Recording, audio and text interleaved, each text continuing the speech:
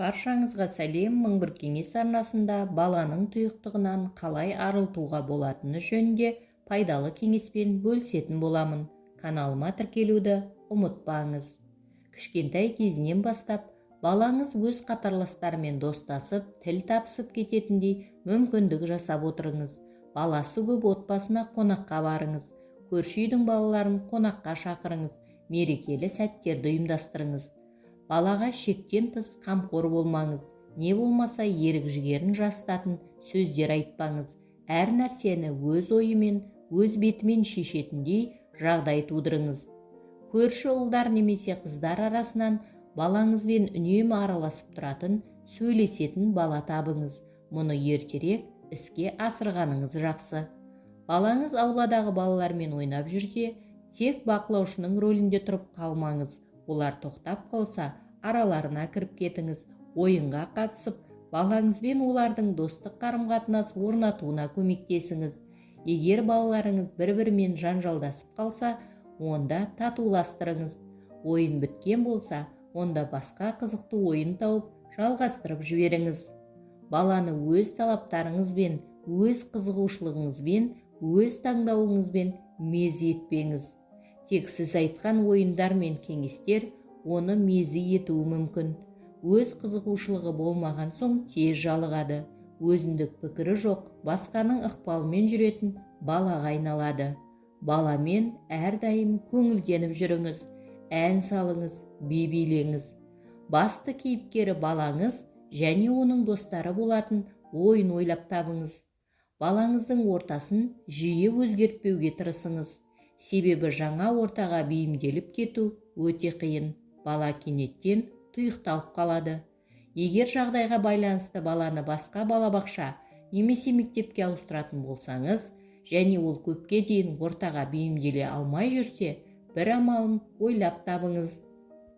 Балаға достар табу үшін оларға ойындар немесе шәй ұйымдастырыңыз. Балаңыздың ниет талабын қолдап, оған әрдайым сенім ұялатыңыз. Ата-анасының оны мақтағаны жақсы талпыныс тудырады. Баламен көшеде жиірек болыңыз. Ол өмірдің өзі адамдармен араласудан тұратынын аңғарсын. Маңайының бәрі қаптаған адам екенін сезінсін, және адамның күні адаммен екенін білсін. Анасының, әжесінің қасынан немесе үйден шықпайды деп баланы сөкпеңіз. Бұл да баланың тұйықталып қалуына себеп. Ең дұрысы, балалармен тіл табысуына көмектесіп, үйреніскенде қасынан алыстай берсеңіз болады. Балаға адамдардың ізгілігі, достығы жайлы әңгімелер айтып беруді ұмытпаңыз.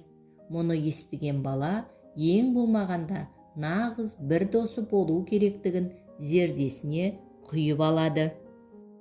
Жалпы бала мінезінің тұйық болуының себептері өте көп.